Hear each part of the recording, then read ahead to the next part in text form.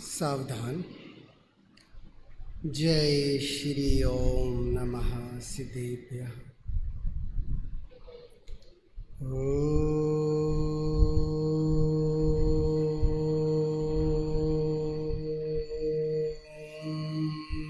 ओंकारं बिंदु संयुक्तं नित्यं ध्यायन्ति योगिनः कामदं मोक्षदं चैव ओंकाराय नमो नमः। वन्दे तु सर्वसिद्धे ध्रुवमचलमणोममलगदिं पते भोच्छामि समये पाहुड मिडमो सुध केवली बडिदम् वीतरागं चिनं नत्वा ज्ञानानन्देकसम्पदं वक्षे समये सारस्य वृत्तिं तात्पर्यसंगिकाम्।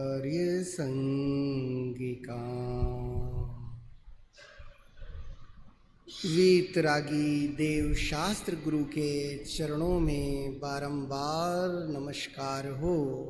ओम नमः सिद्धम, ओम नमः सिद्धम, ओम नमः सिद्धम।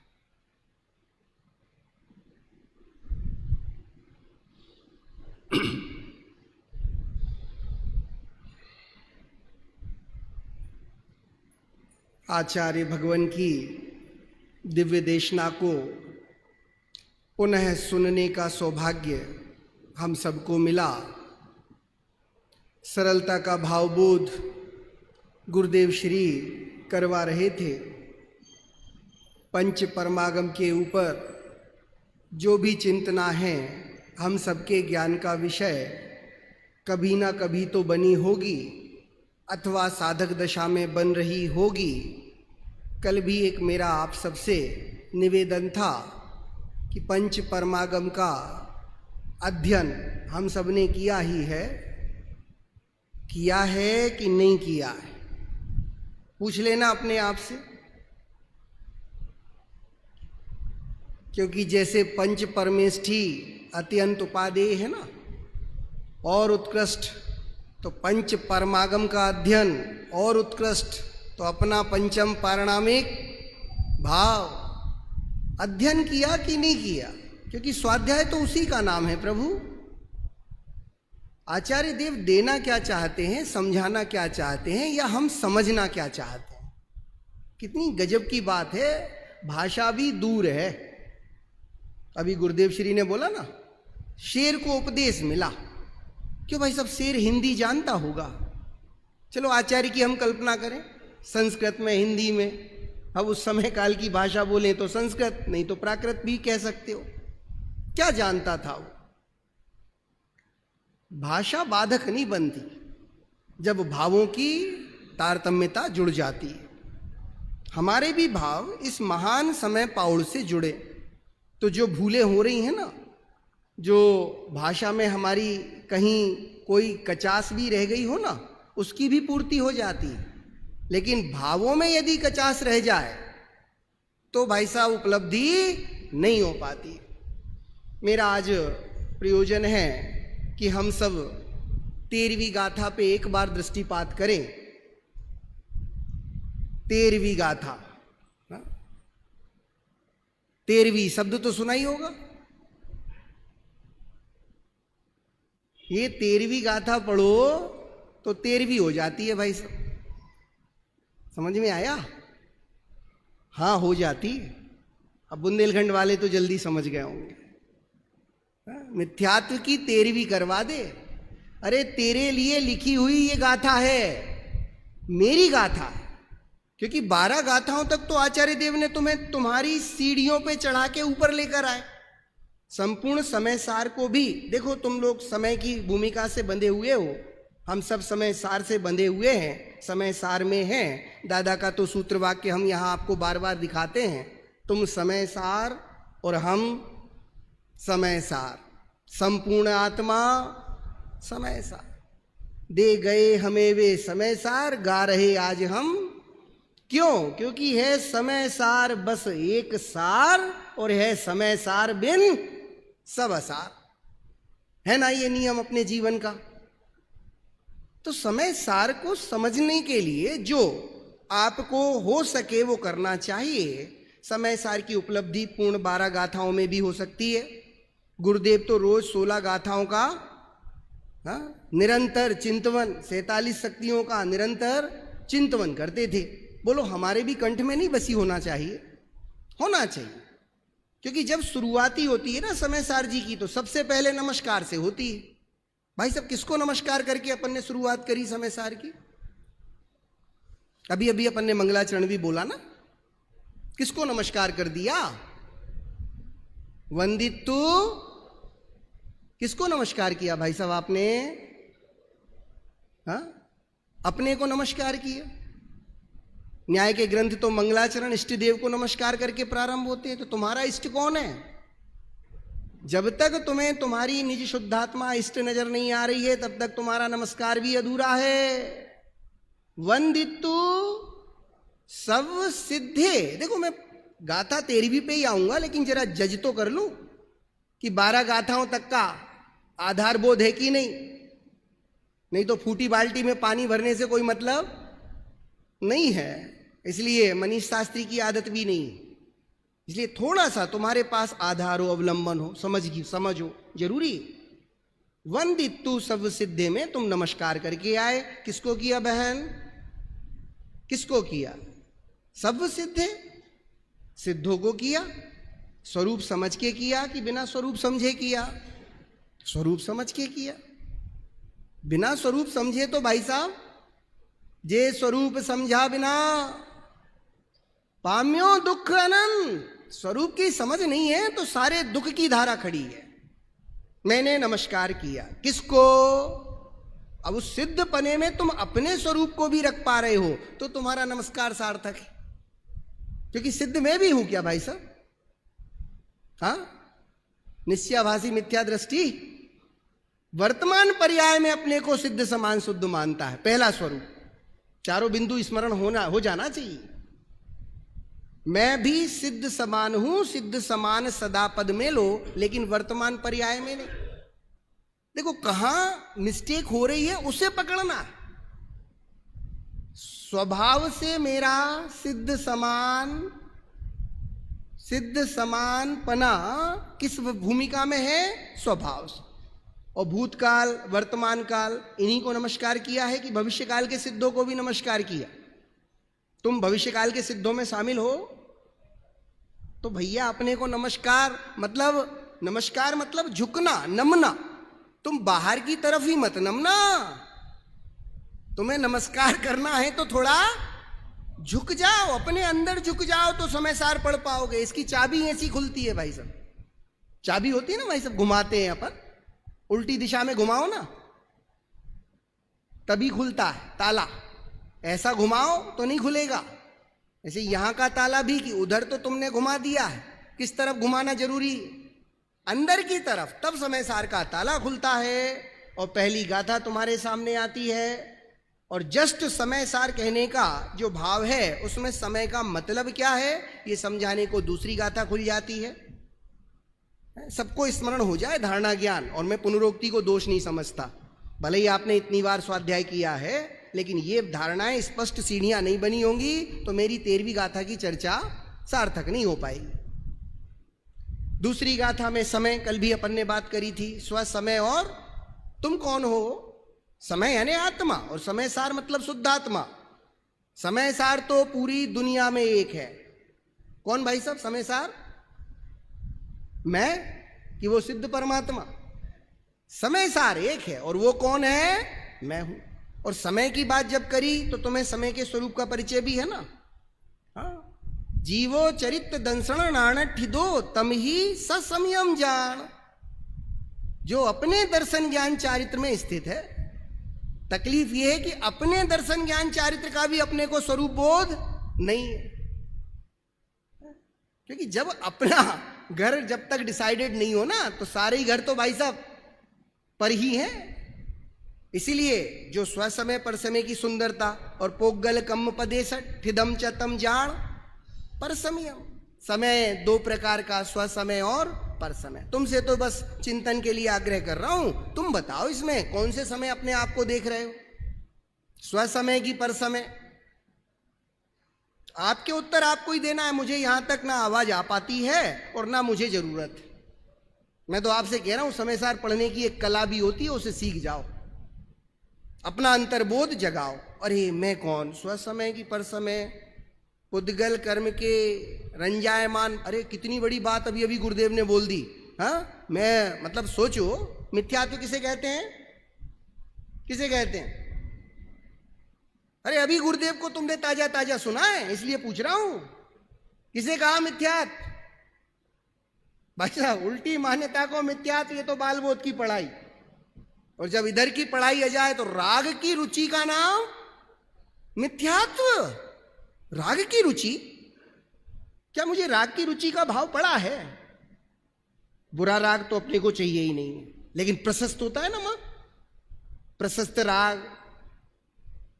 टोडरमल जी भी, वो दौलत राम जी भी लिख गए, राग आग दहे सदा। गलती से लिख गए होंगे, अप्रशस्त राग दहे सदा, ऐसा कुछ लिखना चाहिए था उन्हें। ओ भैया सुन,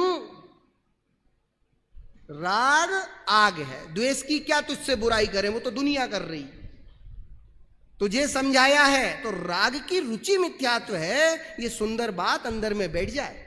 क्योंकि जो प्रशस्त राग है ना तुम्हें, वो कहीं ना कहीं उपादेय बुद्धि से चिपका हुआ है। मैं क्या कहूं, गुरुदेव श्री क्या समझाना चाहते थे, क्या देना चाहते थे। चूक जरा जरा सी है भाई साहब, लेकिन वही चूक यदि जरा बड़ा जहाज हो और सुई बराबर भी छेद हो ना उसमें भाई साहब, क्या होती है स्थिति? किनारे तक नहीं पहुंचता। हमारे साथ भी जरा जरा सी चूक को दूर करो। तो गुरुदेव तो बिल्कुल सटीक बात बोलते हैं। गुरुदेव के संबंध में ख्याति भी है, लेकिन जो संसार की ख्याति है उसमें मैं तुम्हारे लिए थोड़ा सुधार करना चाहूंगा। गुरुदेव ने कभी पुण्य का विरोध नहीं किया। संसार में यही ख्याति है, ये तो पुण्य का विरोध करते हैं, प्रशस्त राग इक्वल टू पुण्य, और पुण्य का विरोध है। भाई साहब, गुरुदेव ने कभी पुण्य का विरोध नहीं किया, और पुण्य में अटकने का पल पल पे विरोध किया। याद रखना, क्योंकि व्यवस्था को अपन जरा सा चूके ना, गड़बड़ी हो जाएगी। बिल्कुल रंच मात्र भी चूकना योग्य नहीं है, तो समझना भाई साहब। तो हमें भी क्या समझना है कि मैं कौन हूं। राग के प्रति उपादेय बुद्धि को धारण करूं तो चूक गया हूं, क्योंकि अभी अभी गुरुदेव ने कहा राग की रुचि इज इक्वल टू मिथ्यात्व। नहीं, मैं बराबर समझ रहा हूं, वीतराग मेरा स्वभाव है। अब बोलो, स्व समय पर समय में तुमने डिसाइड किया, और जो डिसाइड किया मैं तो कहूंगा स्व समय को चूज करो। भाई थोड़ा सा शैली का अंतर होता है। बंबई में एक बहन मिली, उन्होंने कहा पंडित जी बहुत मेहनत करते हैं लेकिन अपने स्वभाव में टिक नहीं पाते, जम नहीं पाते, रह नहीं पाते। जानते हो भाई साहब मैंने उनसे क्या बोला? मैंने उनसे कहा आप स्वभाव में नहीं रह पाते, मैं आपको एक चैलेंज देता हूं, आप स्वभाव से बाहर जाके बताओ तुम क्या कह रहे थे, तुम्हारी परेशानी क्या थी? तुम स्वभाव में नहीं रह पाते हैं, और मेरी धारणा क्या है?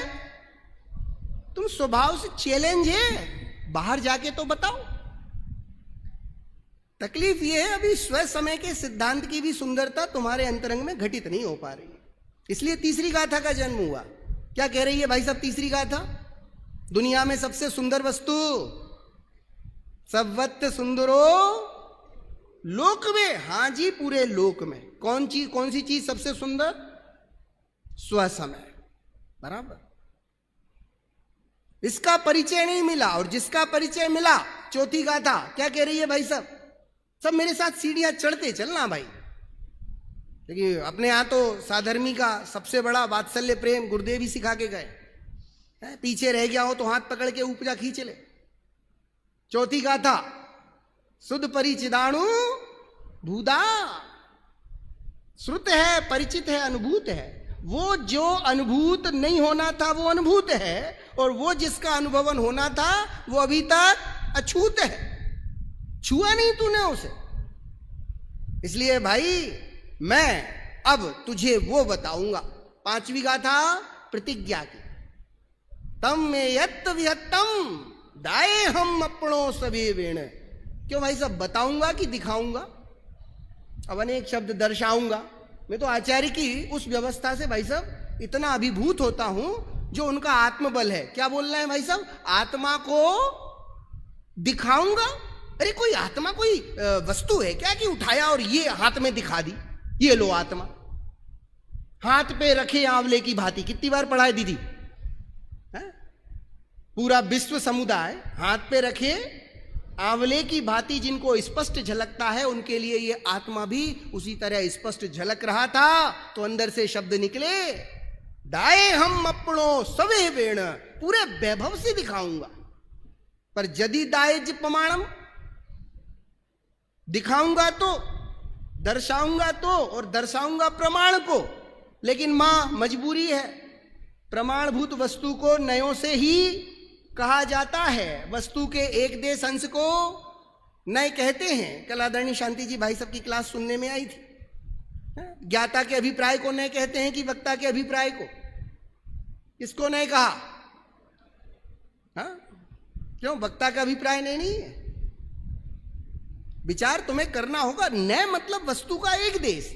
मजबूर हूं मैं कि वो संपूर्ण वस्तु जो तुझे बताने वाला हूं ना, जब भी उसका कथन करूंगा, संपूर्ण वस्तु का कथन एक बार में, एक कथन में कर सकता नहीं। ये मजबूरी है हमारी। इसलिए आचार्य को तुरंत कि देखो, बताने का मैंने क्या लिए लिया है संकल्प, तम यत्त विहत्तम। उस एकत्व विभक्त आत्मा को बताऊंगा, प्रमाण रूप से बताऊंगा। लेकिन बताऊंगा तो कायम है, नए की भाषा में ना। आत्मा शुद्ध है, ये वाक्य भी क्या है बोलो? संपूर्ण है कि एक देश है? ओ भाई, क्योंकि वो जो अनुभूति है ना वो होती है संपूर्ण भाई साहब, और वचनों में उसकी अभिव्यक्ति वो होती है नए। अनुभूति की दशा वो आचार्य देना चाहते थे। प्रतिज्ञाबद्ध हुए पांचवी गाथा, लेकिन बताएंगे तो नए में। तो तम यत्त विहत्तम दाए हम अपनों सभी वेणे, पर यदि दाए ज प्रमाणम। और तुम उसको चूंकि एक कथन किया और तुमने संपूर्ण वस्तु को नहीं पकड़ा और तुम कहीं और कल्पना में लगे, तो भैया चुक्केज छलमणा खेतम। और जस्ट प्रतिज्ञा करते ही छठी गाथा में छठी हुई बात परोस दी। मैंने तो जब भी परमागम का अध्ययन करता हूं ना भाई साहब, मुझे इतना अच्छा लगता है कि जब भी छठी बात आती है ना, चाहे वो छठी गाथा हो, हर आगम ग्रंथ की छठी गाथा बड़ी छठी हुई गाथा होती। और ये वाली गाथा तो हमारे संजीव भैया को आहा रोम रोम में बसती थी। नवी होदी अपमत्तो नपमत्तो जान गो दुजो भावो एवं बढ़ंती शुद्धम। शुद्धता का बोध कैसा? जो मैं तुझे दिखा रहा हूं उसे पर्याय भेद से भिन्न देख। कौन सी गाथा? छठी गाथा थी। पर्याय भेद से ही नहीं, आगे चले तो गुण भेद से भिन्न देख। क्या बात कर रहे हो पंडित जी? पर्याय भेद तो चलो माना, लेकिन नवीणाणम न चरितम न दंसणम जाणगो शुद्धो। मैंने आत्मा को जानने का संकल्प किया। यह आत्मा दर्शन वाला है, ज्ञान वाला है और चारित्र वाला है। बराबर मां? है ना ऐसा आत्मा?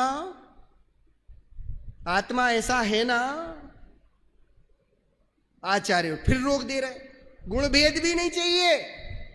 नवीणाणम न चरितम न दंसणम जाणगो शुद्धो। ऐसी शुद्धता की अनुभूति, यहीं से तुम्हें एकत्व का भाव पकड़ में आना चाहिए था, जो कि मैं 13वीं गाथा से आपको समझाने का इच्छुक हूं। क्योंकि 12 गाथाओं तक तो भाई साहब, छठी में बोल दिया पर्याय भेद मत ले लेना, 7वीं में बोल दिया गुण भेद भी मत पकड़ लेना। क्योंकि तू जो पकड़ेगा भेद तो अभेद पकड़ में आने वाला नहीं है। अच्छा आचार्य देव, तो फिर आप हमको भेद करके समझाते ही क्यों हो? 8वीं गाथा आ गई, क्या करें?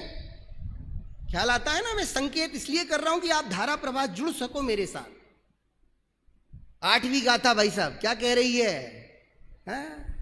जैणवी सक्क मड़ज्जो अड़ज भाषम बिना दुगाहे दुम तह व्यवहारेण बिना परमत्तु देशनम असक्कम। अरे मुझे बताना तो तुझे प्रमाणभूत वस्तु चाहता हूं, लेकिन जब भी उसका कथन करूंगा तो उसका भेद करना पड़ेगा।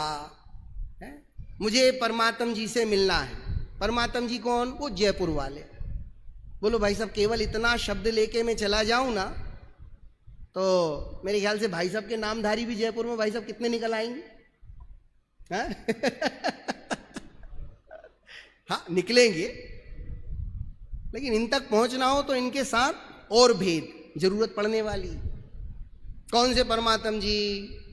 हाँ, जयपुर में परमात्म होंगे, हमें तो एक ही ध्यान आते हैं। पकड़ना पड़ेगा, लो भेद करना पड़ेगा, मजबूरी है। परमत्तु देशणम असक्कम, इसलिए भेद करना पड़ा। अच्छी बात है आचार्य देव, भेद करके आचार्य देव ने हमको दिया माल। तो 9वीं 10वीं गाथा में जो करके माल देने वाले हैं उनका स्वरूप बता दिया। किसने दिया? एक जो अपनी संपूर्ण आत्मा को अपने अंदर अनुभवते हैं भावश्रुत केवली, और एक जो संपूर्ण द्वादशांग को जानकर उसका अनुभव वर्तते हैं वो द्रव्यश्रुत केवली। 9वीं और 10वीं गाथा में चर्चा आ चुकी है। स्वरूप समझना हो, देखो मैं संकेत भी करता जा रहा हूं। संपूर्ण देना तो इस सारभूत समय में संभव नहीं होता है, लेकिन एक यथाक्रम जुड़ना वो आप कर सकते हो। और उसके जस्ट बाद जो दिया है उपदेश वो निश्चय और व्यवहार की भाषा में, लेकिन सावधान, व्यवहारो अभूदत्थो। 11वीं गाथा, व्यवहार कैसा है? अभूतार्थ है। भूदत्थो, क्यों भाई साहब? व्यवहार अभूतार्थ है कि भूतार्थ है? अब जो तुमने उसका एक अर्थ किया तो मैं दूसरे अर्थ की भी प्रतीति करवाऊं। भूदत्थो देशी दोदु शुद्ध नयो, भूतार्थ शुद्ध नय को कहा है। इसी एक लाइन के 2 अर्थ निकल रहे, व्यवहारो अभूदत्थो और भूदत्थो। व्यवहार अभूतार्थ भी है और भूतार्थ भी है। ऐसा देशी दोदु शुद्ध नयो, ऐसा तुझे शुद्ध नय बता रहा है। क्या गजब बात कर रहे हो आप? व्यवहार ने तो अभूतार्थ है। भाई साहब सर्वथा पे मत चले जाना, नहीं तो ये है ना पूरा का पूरा, कहते हैं ना तीर्थ का लोप हो जाएगा। और निश्चय को छोड़े तो काय का लोप? तत्व का लोप हो जाएगा। सावधान, व्यवहारो अभूदत्थो, पर भूदत्थो वह भूतार्थ भी है। और ऐसा आप कह रहे हो नहीं, देशी दोदू शुद्ध नयो, शुद्ध नय ने बोला। तकलीफ तो यही कि जहां चूक हुई है वहां पकड़ना। अच्छा, फिर शुद्धो शुद्धादेशो, 12वीं गाथा आचार्य ने खुद रोक लिया। कहीं ऐसा ना हो कि मैंने अभी व्यवहार को अभूतार्थ कहा तो ये शुद्धो शुद्धादेशो। शुद्ध का आदेश किसके लिए है? जो शुद्ध का परिचायक है, परम भाव और अपरम भाव। भाई साहब यहां तक कि आपकी बैलेंसिंग पढ़ाई के पश्चात अब जो मूल बात मुझे करनी है वो है 13वीं गाथा। क्या कह रही है अपने से? भूदत्तो। हाँ, अब तुम्हें देखो, जिसकी तुम चर्चा कर रहे हो, लक्ष्य क्या है? पूरे शिविर का लक्ष्य क्या था? स्वरूप की समझ चाहिए। क्यों थी? क्यों चाहिए थी? दुखों से मुक्ति के लिए, क्योंकि स्वरूप की समझ नहीं है तो दुख है। और सुखी होने का उपाय केवल और केवल इसको जानना है। अच्छी बात है, मतलब सम्यक तो चाहिए, बराबर ना? प्रयोजन क्या था? दृष्टि मोक्ष पंचम काल में होता है? होता है कि नहीं होता है? पंचम काल में मोक्ष होता है कि नहीं होता है? गणधर की गादी पे बैठा हूं, झूठ नहीं बोलूंगा भाई साहब। पंचम काल में मोक्ष होता है कि नहीं होता है? बताओ। हाँ, क्योंकि तुम्हें यदि मोक्ष के स्वरूप का अभी परिचय बराबर नहीं होगा ना, तुम्हारी प्रवृत्ति कुछ नहीं होगी। है? मेरा छोटा भाई अमेरिका में रहता है, उसके बच्चे अभी आए थे। है? उनके बच्चों के साथ मैंने एक प्रयोग किया। अब उन्हें ज़्यादा तो अंग्रेजी समझ में आती है। मैंने उनके बच्चों को कहा, मतलब मेरे ही भतीजे, मैंने कहा कि बेटा वो गिलास उठा के ला। वहाँ गिलास था नहीं, वो अभियान खेलता रहा। मैंने कहा क्यों, सुना नहीं तूने, उठा के ला गिलास। उसने मुझे देखा, ताऊ जी क्या कह रहे हैं, उधर देखा, कौन सी चीज उठाने की कह रहे हैं, ना चीज थी, सिर्फ कथन था। वो वहीं खेलता रहा। भाई साहब, वो कभी गिलास उठाएगा? उठाएगा नहीं। क्यों नहीं उठाएगा प्रभु? जब है ही नहीं तो प्रवृत्ति क्या करे? हम सबकी मानसिकता में पांचवें काल में मोक्ष, तो फिर तुम्हारा ये सारा का सारा जो अभ्यास प्रवृत्ति हो रही है, ये सब शून्य लगता है कि नहीं? शून्यवत हो गया, क्योंकि तुम यथाविधि भोगों में ही रमते रहोगे, क्योंकि दिखाई नहीं ना। और आचार्य कह रहे ना भाई, मोक्ष भी छठी चीज है। मैंने तो कल उसके 6 भेद भी बताए आपको। और दृष्टि मोक्ष की सत्ता भाई साहब। हाँ ओ भाई साहब, क्या बोले हम, केवल अंतरंग की ऐसी पक्की धारणा कर तो सही। ओहो, तो मैं मतलब वस्तु स्वरूप की समझ करूंगा, मेरे आत्म स्वरूप की समझ होगी, और आत्म स्वरूप की समझ ही सम्यक तो है। और ये सम्यक तो मुझे, देखो भाई साहब कितनी गजब बात, आपको 12 गाथाओं तक तो आपका पूरा प्लेटफॉर्म तैयार किया, और अब 13वीं गाथा, मिथ्यात्व की 13वीं करने के लिए कि तू उसको हटा और शुद्ध हो जा, तेरे लिए लिखी हुई गाथा।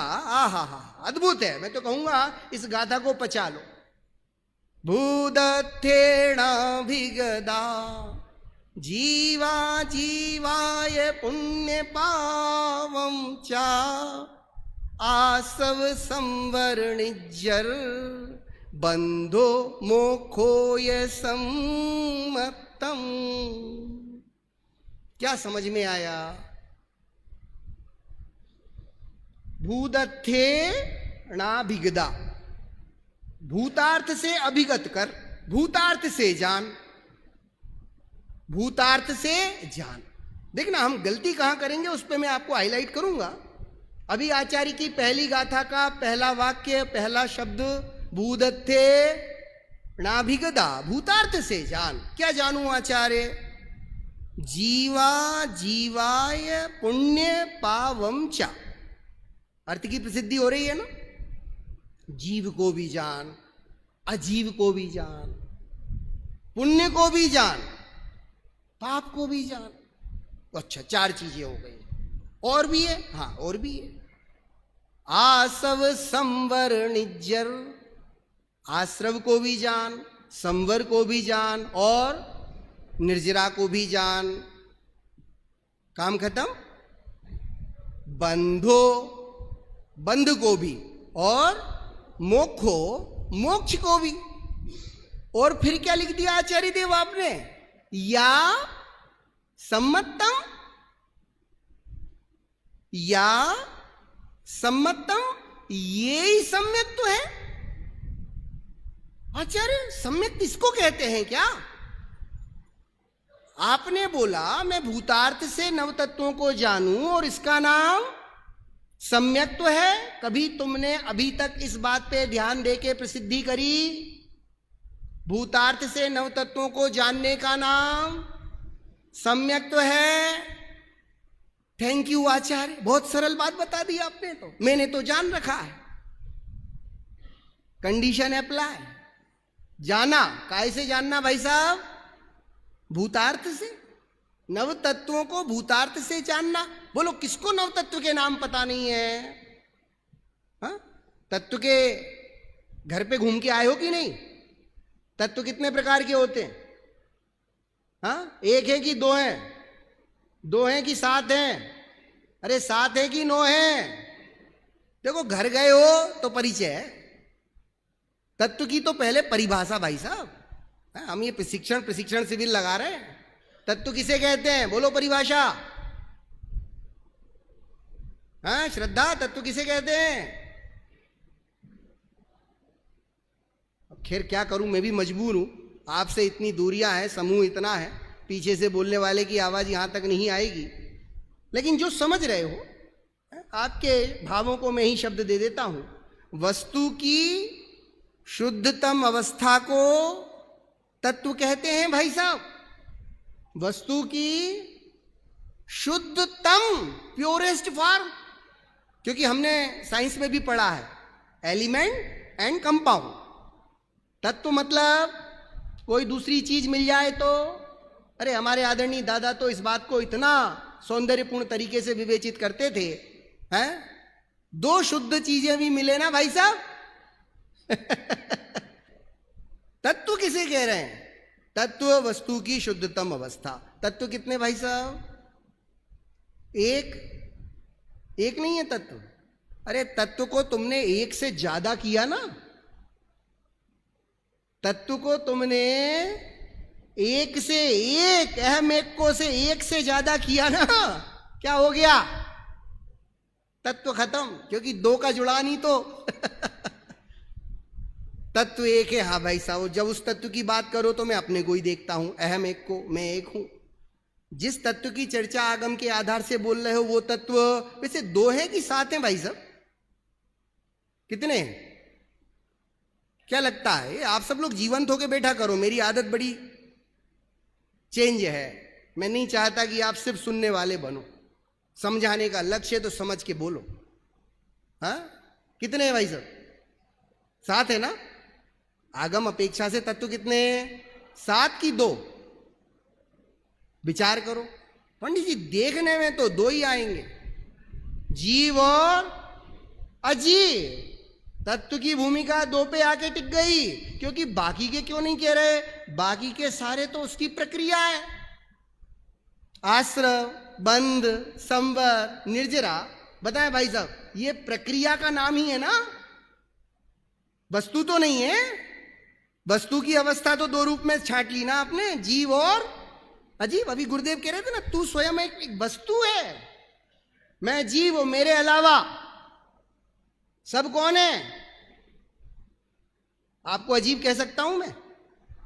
तत्व की विवक्षा में मैं आपको अजीब कहूंगा, क्योंकि तत्व तो केवल एक मैं और बाकी सब अजीब का खाता। और ये जो चीजें थी आश्रम बंद, ध्यान आ रहा है क्या है ये सब भाई साहब? प्रक्रिया है। पुण्य पाप भी क्या है? प्रक्रिया है।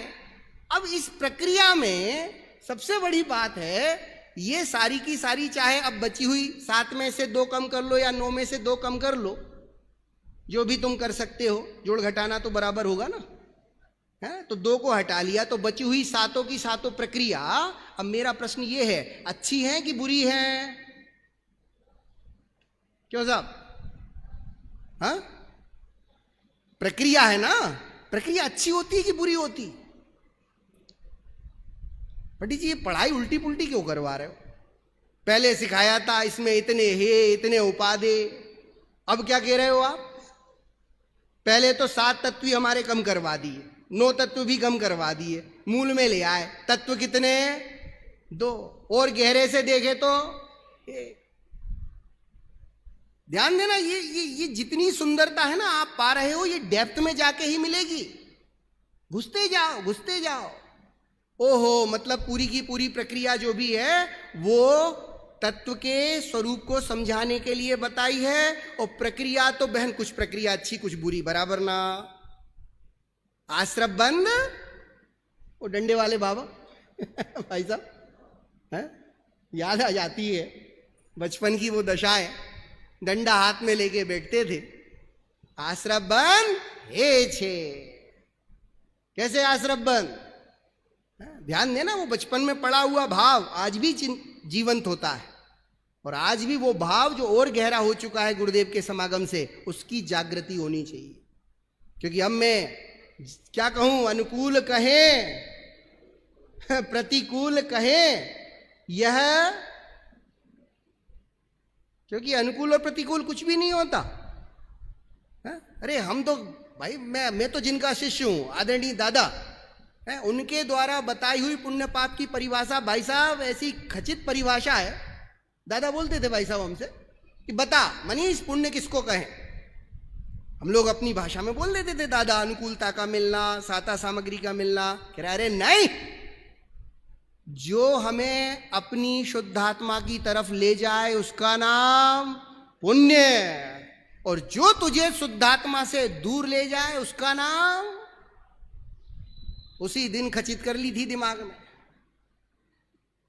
पुण्य और पाप की ये विवक्षा आप हमेशा ध्यान देना भाई साहब, क्योंकि मैं अभी बोल रहा था मिथ्यात्व की परिभाषा गुरुदेव के चिंतन से आपके सामने रखी है, विचार करना। राग की रुचि मिथ्यात्व है, पुण्य पाप को भी समझ लेना। और ये सब प्रक्रिया है, और प्रक्रिया अच्छी और बुरी होती नहीं। तो तुमने अभी अभी जो गाथा पढ़ी, भूदत्तेणाभिगदा, क्या करो तुम? भूतार्थ से अभिगत करो। भूतार्थ मतलब जो सच है। तुम नए पे मत चले जाना तुरंत। बताओ, निश्चय और निश्चय नए में कोई अंतर है क्या? क्यों जी बहन, क्या चाहिए? निश्चय चाहिए कि निश्चय नए चाहिए? कल ही जाते जाते जल्दी जल्दी बोल गया था, हैं? आचार्य देव के कथन में आता है यह निश्चय कर, और हम क्या पकड़ लेते हैं? अरे निश्चय नयातीत प्रक्रिया है। निश्चय कर भाई साहब। करना क्या है इन 7 तत्वों का अपने को, 9 तत्वों का अपने को निश्चय करना है। और तू क्या करने लगा? निश्चय नए से जानना है। जो भूल हो रही है उसे पकड़ना। भूतार्थ नए से जानना, टीकाकार बोल सकते हैं, विस्तार करना है। लेकिन आचार्य के शब्दों में तो भूतार्थ यानी इनका सच्चा स्वरूप अवगत कर। तो क्या मैं सच्चा स्वरूप नहीं जानता? पूछ लो मुझसे। 7 तत्व की कितनी परिभाषाएं होती हैं वैसे? 7 तत्व की परिभाषा। तकलीफ यह है कि मैक्सिमम लोगों ने, आप लोगों ने प्रशिक्षण शिविर किया नहीं है हमारा। नहीं तो हम बताते कि 2 तत्व की तो 2 परिभाषा है। जो जानता देखता है, सुख दुख का अनुभव करता है जीव, और जो नहीं करता वो अजीव। और बचे अब कितने? 5। 5 की 2, द्रव्य से और भाव से, तो 5 दूनी 10, 10 और 2 12 परिभाषाएं। ये 12 परिभाषाएं, 12 गाथाएं जब तक नहीं जानोगे तुम्हारा काम बनने वाला नहीं है। पंडित जी 12 परिभाषाएं ज्यादा हो रही हैं, कुछ सरल करवा दो। करवा भी दूंगा, नियमित आते रहो ऐसे ही हमारे शिविरों में, एकदम पक्की। और ये पक्की चीज नहीं होगी भाई साहब तो मैं क्या आगे बढ़ूं। 7 तत्व हैं, 12 परिभाषाएं हैं। सबको ज्ञान में उदित हो गई होंगी जो हमारे शिविरार्थी हैं, है ना? क्योंकि एक आश्रव की परिभाषा 1 की 2 द्रव्याश्रव, भावाश्रव। मोक्ष कितने प्रकार का? कौन सा? द्रव्य मोक्ष। और अनंत भगवान के पास मोक्ष है? हाँ जी है ना। सिद्ध भगवान के पास मोक्ष है? हाँ जी है ना। 2 मोक्ष के धारक हैं। अनंत भगवान के पास कौन सा मोक्ष है? हाँ, कौन सा मोक्ष है? द्रव्य मोक्ष। इसीलिए मैं परिभाषा पे ध्यान देता हूं। अनंत भगवान के पास द्रव्य मोक्ष की भाव मोक्ष। ध्यान देना, द्रव्य मोक्ष मतलब संपूर्ण कर्मों का नाश और शुद्धता की परिपूर्णता, इसका नाम भाव मोक्ष। तो अनंत के पास कौन सा मोक्ष विद्यमान? भाव मोक्ष, चूकना मत। और सिद्ध के पास ऑल इन। छोटी छोटी बातें ही है, लेकिन इन छोटी छोटी बातों में भाई साहब यदि चूक हो गई तो बात समझ में नहीं आएगी। भूतार्थ से जानो। तो भूतार्थ से यदि मैंने जाना, भूदत्तेणा विगदा, सबको जाना, तो तुमने आश्रम बंध को भूतार्थ से जाना ना? क्या जाना? आश्रम बंध कैसे हैं? कैसे हैं? बुरे हैं ना? बुरे हैं ना? गई भैंस पानी। तुमने भूतार्थ से जाना ही नहीं, क्योंकि आश्रम बंध प्रक्रिया है भाई साहब। और प्रक्रिया को तुम तुरंत क्या कहने लगे? अच्छी। और हो गई ना गड़बड़ी। चलो आश्रम को ही ले लो। अब ज्यादा विस्तार तो क्या करूंगा, थोड़ा सा समय और है। आश्रम बुरा मान लें अपन, सर्वथा बुरा मान लें, और आश्रव की बात खत्म ही कर दें, और अनंत भगवान के पास आश्रव ही होता है कि नहीं? अनंत भगवान को आश्रव होता है, ये तो जानते ही हो ना। आश्रव बुरा है और अनंत भगवान को खत्म कर दिया भाई साहब, तो अब क्या होगा? अब अनंत कभी सिद्ध पद को प्राप्त नहीं कर पाएंगे। अब बोलो कितनी खतरनाक स्थिति खड़ी हो जाएगी। क्योंकि आश्रव जो ईरिया पथरूप वर्त रहा है, उसी के माध्यम से तो भाई साहब स्टॉक का खाता नील हो रहा है।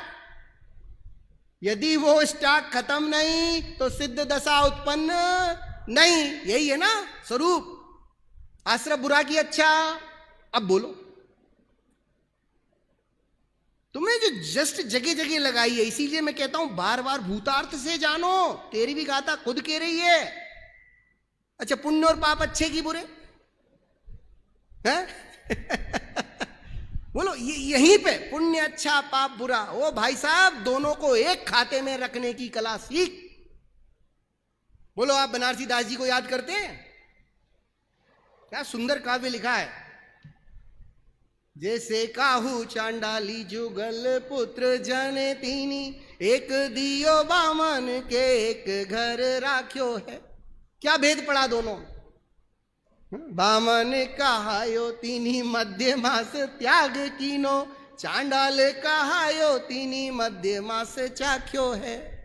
तैसे एक वेदनी कर्म के जुगल पुत्र,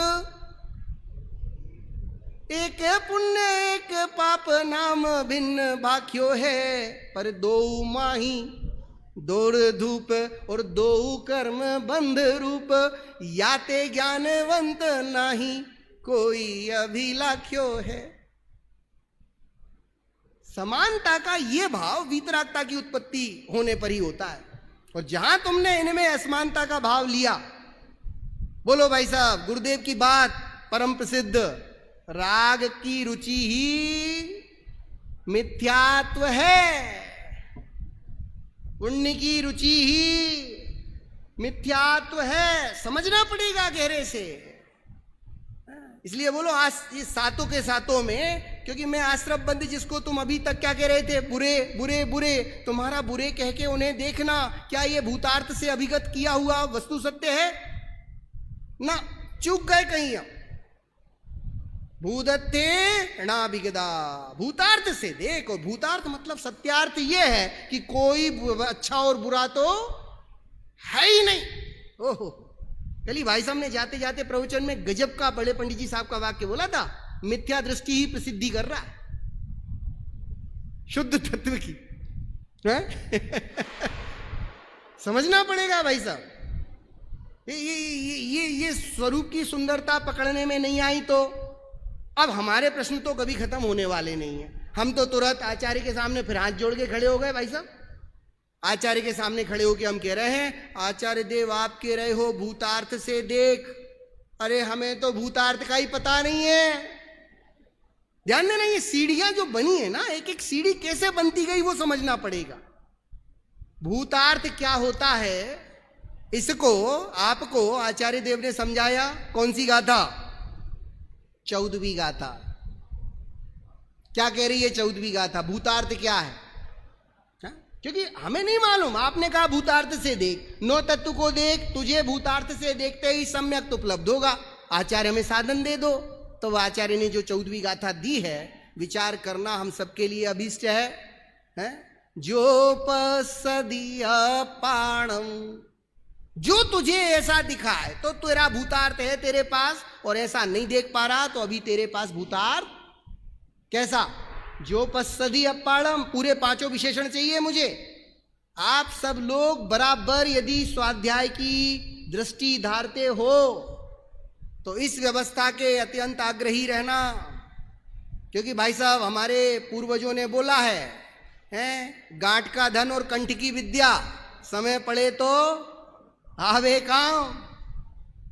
अबद्ध पट्ठम अनन्यम नियदम अविशेषम असंयुक्तम तम शुद्धनयम बियाड़ी। अब आया नए का जन्म हुआ, इस नए से जन्मा हुआ भूतार्थ होता है, ऐसा समझना। तो 14वीं गाथा का मर्म जब कभी अभी भविष्य का अवसर मिलेगा तो अपन चर्चा में लेंगे। आज की चर्चा को तीसरी गाथा में जो होने वाली भूल हैं उन्हें दूर करते हुए विराम लेते हैं। ओम नमः सिद्धम।